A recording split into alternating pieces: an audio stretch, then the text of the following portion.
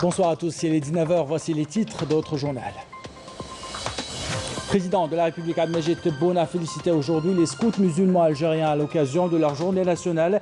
Il a reçu une lettre de la part du secrétaire général de l'Organisation mondiale du mouvement scout. Quel message dans la création de la journée nationale des scouts musulmans algériens? Un hommage a été rendu à l'ancienne génération à travers notamment l'inauguration d'un musée pour préserver leur mémoire. La campagne électorale pour les prochaines législatives bat son plein. Dans ce journal, le président de l'ANI fait le point sur cette première semaine. Nous ferons un tour d'horizon dans les 4 coins du pays.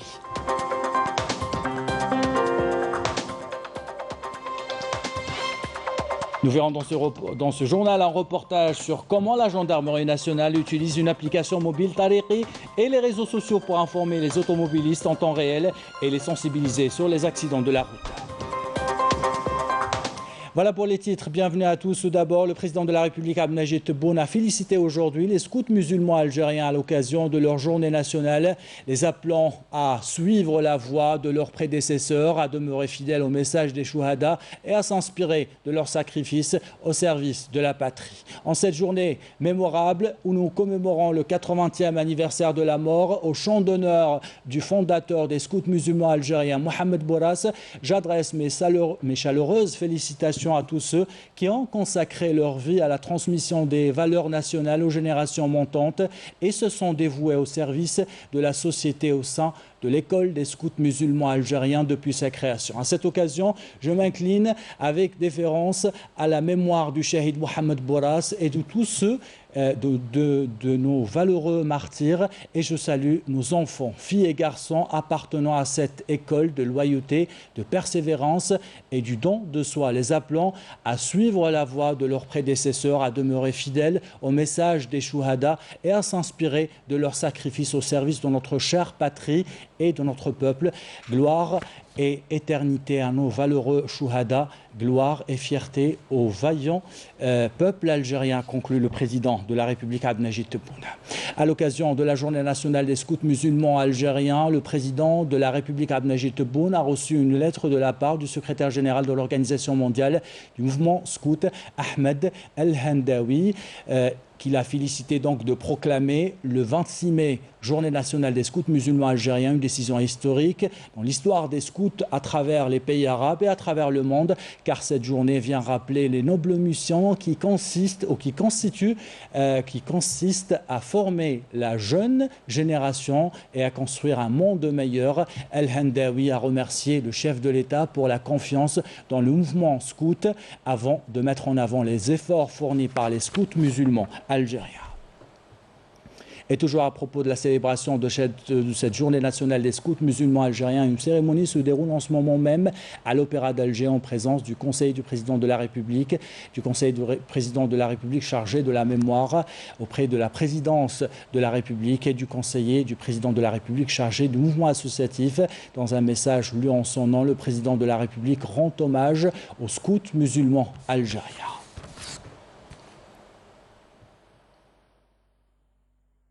Et cette journée nationale a été l'occasion de rendre hommage aux anciens membres des scouts musulmans algériens qui ont participé à la guerre de libération nationale. Un musée a été inauguré à Alger en présence du conseil du président de la République et du commandant général des scouts musulmans algériens. Les détails avec Adel Boukhams.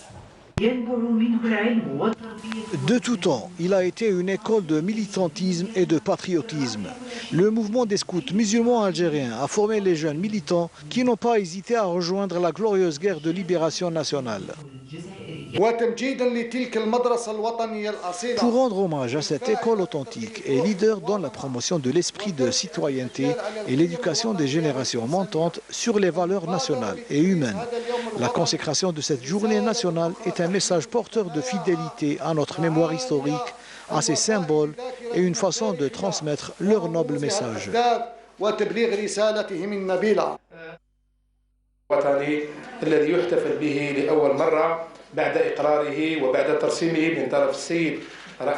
Si nous célébrons aujourd'hui cette journée pour la première fois, c'est grâce au président de la République qui a décidé de l'officialiser. Et à cette occasion, nous le remercions au nom de tous les scouts musulmans algériens pour cette position historique en décrétant cette journée à la mémoire de Mohamed Bouaras.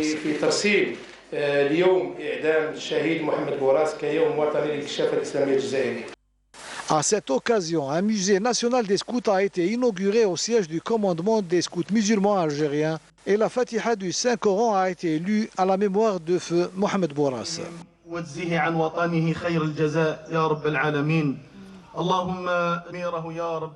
Les scouts musulmans algériens, une histoire de génération et parfois même de famille. L'ancienne génération transmet le flambeau à la nouvelle génération, lui inculquant les principes et valeurs à préserver et à défendre. Les détails avec Walid Yousfi.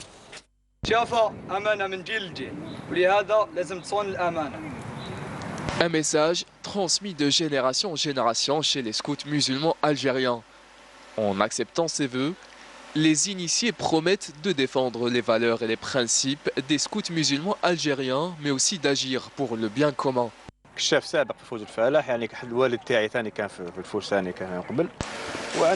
Mon père était scout avant moi. J'ai pris la relève et plus tard, ce sera au tour de mon fils. Nous avons appris ce qu'est le véritable amour de la patrie et de ses valeurs. J'essaie d'apprendre cela à mon fils pour qu'il comprenne l'histoire de son pays.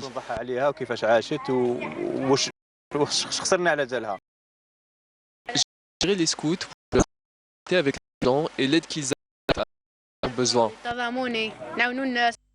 Pour les chefs scouts du groupe El Falah, la priorité est de développer les compétences des jeunes et d'encourager le volontariat et l'entraînement. De sorte que nos scouts deviennent des personnes intègres et responsables qui œuvrent pour l'intérêt de leur pays et pour l'intérêt général.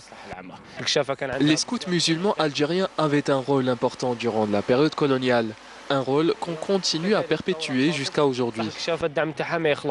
Patriotisme, paix et fraternité, des fondamentaux des scouts musulmans algériens, devenus pendant 8 décennies une école authentique qui ancre le civisme et renforce la cohésion nationale.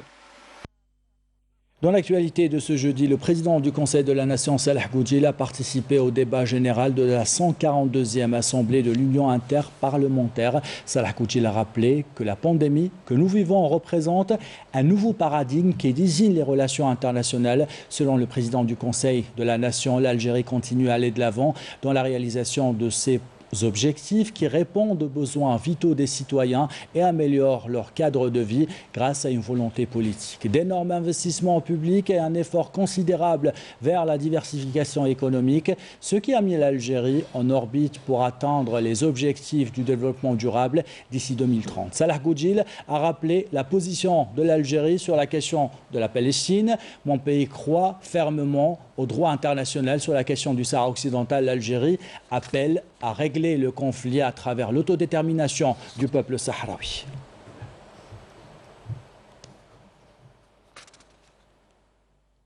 Le président du Conseil constitutionnel, Kamel Fenniche, a reçu aujourd'hui au siège du Conseil le médiateur de la République, Brahim Red. Fenniche a félicité à nouveau le médiateur de la République en lui présentant ses vœux de succès dans ses nouvelles missions. Dans le volet consacré aux législatives du 12 juin prochain, le président de l'autorité nationale indépendante des élections, Mohamed Cherfi, a animé aujourd'hui au Palais des Nations une conférence de presse durant laquelle il a évalué les activités de la première semaine de la campagne. Il a qualifié le début de cette campagne de dynamique et il a estimé que les candidats ont respecté le code électoral et la charte déontologique de la pratique électorale. Je vous propose de l'écouter. الحمد لله في الأسبوع الأول هذا يعني شفنا الطبقة السياسية بما فيها اللجان. Nous avons constaté qu'il n'y a eu aucun dépassement, ni attaque, ni discours haineux lors de cette première semaine de campagne électorale, contrairement aux précédentes échéances. La compétition entre les candidats s'est déroulée dans la sérénité et le respect du code électoral ainsi que de la charte de déontologie de la pratique électorale. Je tiens à cette occasion à féliciter toute la classe politique et les candidats qui ont respecté la réglementation en vigueur. ولهذا أهني كل المسؤولين على القوائم سواء كانت حزبية أو مستقلة.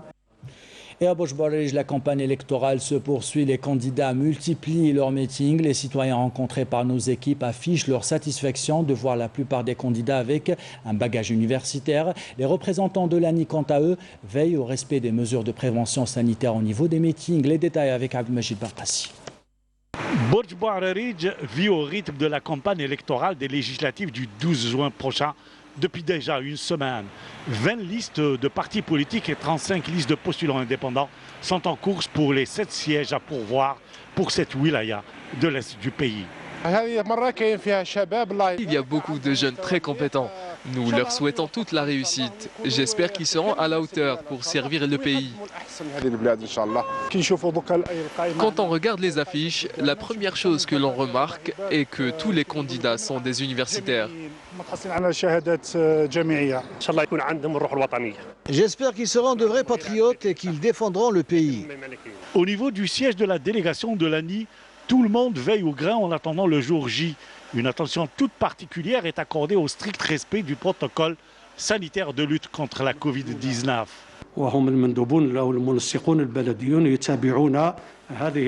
Tous les délégués et coordinateurs communaux suivent de très près le niveau d'application du protocole sanitaire dans les rassemblements, aussi bien dans les espaces fermés que dans les espaces ouverts. Ils nous font leur rapport au quotidien. Nous en avons même verbalisé certains dépassements, quand bien même ils ne sont pas très graves. Il faut rappeler que le corps électoral de la wilaya de Borj Bouararij compte plus de 457 000 électeurs inscrits pour le scrutin du 12 juin prochain. Et justement, la campagne électorale bat son plein dans les 4 coins du pays. Les représentants des partis politiques et les différents candidats appellent les Algériens lors de plusieurs meetings à aller voter massivement le 12 juin prochain. Résumé avec Amelia Mellel. Lors d'une rencontre de proximité à Msila, le secrétaire général du mouvement Nahda, Yazid Ben Aïcha, a insisté sur la nécessité de faire appel à la volonté des jeunes et plaidé pour de nouvelles compétences pour lancer le développement durable et global du pays. Être au service du citoyen et du pays sont parmi les préoccupations du président de la Voix du Peuple, Lamine Ousmani, qui a appelé depuis Tissemsilt les citoyens à aller voter massivement. Dans la capitale, le président du mouvement Al-Bina Al-Watani, Abdelkader Ben Grina, a affirmé que son programme électoral traduisait la vision de sa formation politique pour une Algérie forte et stable. Pour lui, la préservation de la sécurité et la stabilité doit passer par une valorisation du front interne et une cohésion du tissu social. En s'entretenant avec des citoyens rencontrés dans les wilayas de Guelma et Annaba, Sofiane Djilali, président du parti Djil El-Jadid, a souligné sur l'importance d'utiliser son droit de vote pour choisir des représentants compétents, soutenant que l'ère des quotas est révolue. Notre parti œuvrera à reconstruire une économie forte par les Algériens et non une économie rentière et fera de l'Algérie un pays protecteur envers tous ses enfants, a déclaré le président du Front National algérien, Moussa Touati, à partir d'Oum El-Bouaqi. À partir de Sidi Bel-Abbas, la présidente du parti Tajamwa Amal El-Jazair, Fatima Zohra Zarwati, a appelé les jeunes à concrétiser le changement en se rendant massivement aux urnes le jour du scrutin. Elle estime que ce rendez-vous électoral marquera une étape décisive pour passer vers l'Algérie nouvelle.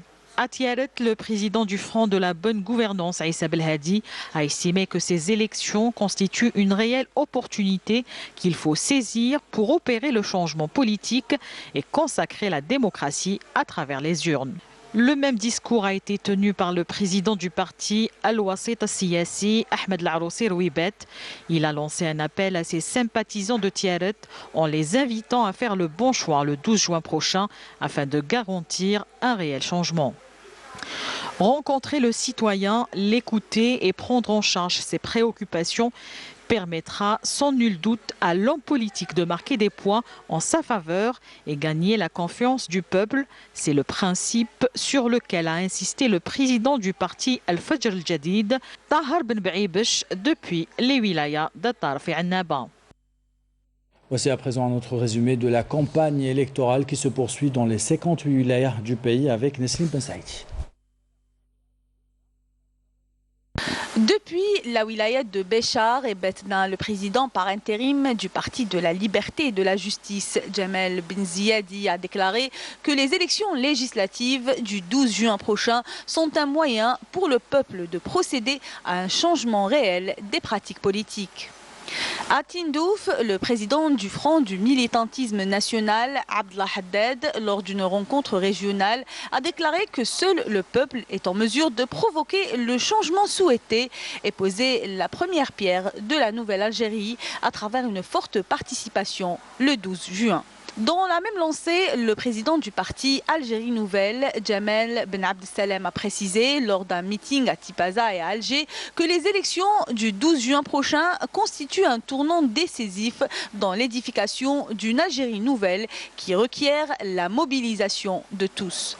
Pour sa part, Abdelrazak Moukari, président du parti Mouvement de la Société pour la Paix, lors d'un meeting à Borj Bouarerij, a déclaré que la résolution des problèmes liés au développement en Algérie est possible dans le cadre d'un gouvernement d'union nationale après les prochaines élections. Le secrétaire général du Rassemblement national démocratique, Taïb Zitouni, a affirmé depuis Sétif que sa formation politique ne sollicite pas d'alliance partisane, mais appelle à une alliance autour de l'emblème national. Dans le même sillage, le président du Front El Moustaqbel, depuis Ouargla, Abdelaziz Belaïd, a affirmé que la participation à la prochaine échéance électorale constitue une étape cruciale pour amorcer la construction de l'Algérie nouvelle et opérer le véritable changement à même d'ouvrir des perspectives aux jeunes.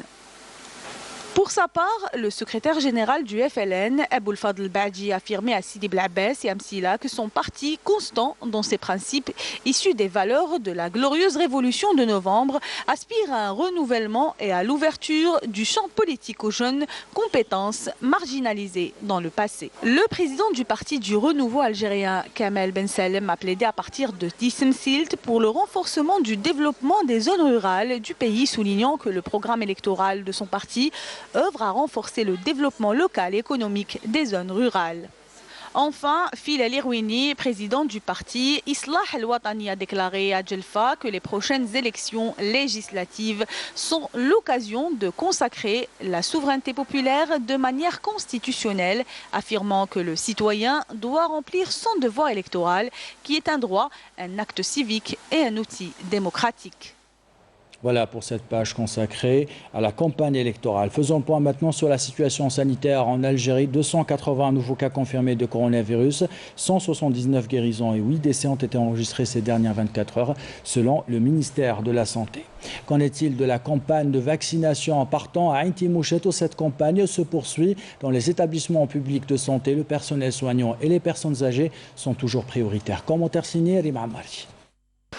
Lancée au mois de février dernier, la campagne de vaccination anti-Covid-19 se poursuit au sein de cet établissement de santé publique de proximité de la wilaya de Ain Timouchent. La wilaya de Ain Timouchent a reçu un quota de 4020 de différents types de vaccins, dont Sputnik V, Sinopharm, AstraZeneca et Sinovac. La campagne de vaccination concerne les citoyens âgés de 18 ans et plus, notamment ceux qui ont des maladies chroniques, les personnels de la santé et les personnes âgées de 65 ans et plus. L'opération de vaccination anti-Covid-19 suscite un engouement fort appréciable ces derniers jours.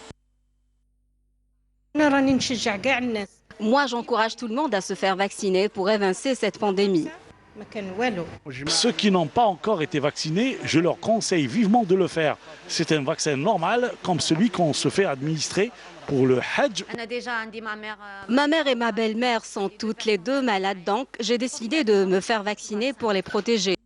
32 établissements de santé de proximité répartis à travers différentes communes de la wilaya ont été mobilisés pour cette opération, en plus de 12 équipes itinérantes dotées de tous les moyens matériels pour assurer une opération de vaccination au niveau des zones d'ombre et des agglomérations secondaires. Dans l'actualité de ce jeudi également, la 25e réunion du Conseil exécutif de l'Union de radiodiffusion des États arabes avec les membres de l'Union africaine a été tenue aujourd'hui au siège de l'EPTV. La réunion s'est déroulée par visioconférence en présence du directeur général par intérim de l'EPTV, Fethi Saïdi, le directeur général de la radio algérienne, Mohamed Parali, et le vice-directeur général de télédiffusion d'Algérie, Karima Belarbi. La réunion a permis de faire une évaluation des activités de l'année précédente et d'évaluer également les relations entre les organes télé et radio des pays arabes et des pays africains concernant les droits de diffusion des matchs de football. Le ministre du Commerce, Kamel El-Zig, a annoncé aujourd'hui que l'Algérie est en train d'élaborer une stratégie nationale qui sera présentée dans les prochains jours pour l'entrée effective à la zone de libre-échange continentale africaine. El-Zig a appelé les opérateurs économiques à doubler leurs efforts dans l'objectif de bénéficier des avantages accordés dans le cadre de cette zone de libre-échange. Dans l'actualité internationale, le Conseil des droits de l'homme de l'Union européenne a décidé aujourd'hui de lancer une enquête internationale sur les atteintes aux droits de l'homme commises par ou dans les territoires palestiniens occupés et en Israël depuis avril dernier. Retour en Algérie avec ce reportage maintenant sur l'une des missions de la gendarmerie nationale. En plus d'utiliser la vidéosurveillance pour réguler le trafic routier, la gendarmerie nationale a désormais recours à une application mobile, Tariqi, et aux réseaux sociaux pour sensibiliser et informer les automobilistes en temps réel. Reportage signé Nassim Ben Saïdi. Nous sommes ici au centre d'information et de coordination routière.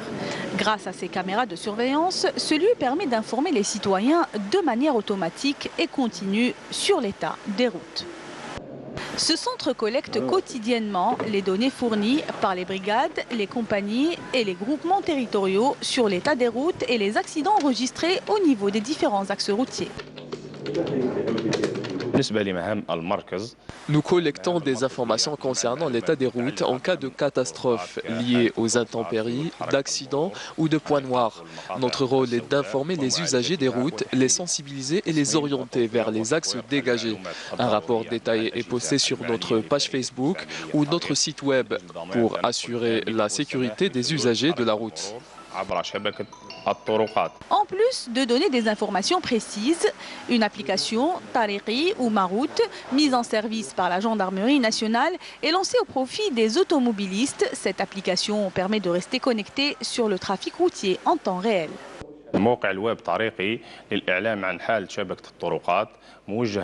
L'application Tariqi garantit aux automobilistes une meilleure visibilité avec des indications exactes sur les itinéraires optimaux, les embouteillages, les points noirs, les aires de service, les parkings et même les hôpitaux.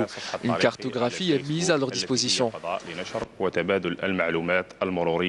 Cette application est mise à jour toutes les 15 minutes par le Centre d'information et de coordination routière qui collecte aussi des informations signalées par des citoyens. Après vérification de l'information, elle est automatiquement postée sur le site. Et avec ce reportage, nous arrivons à la fin de ce journal. L'équipe de la rédaction qui l'a préparé, l'équipe technique qui l'a réalisé, vous remercie de l'avoir suivi. Merci pour votre fidélité. Belle soirée.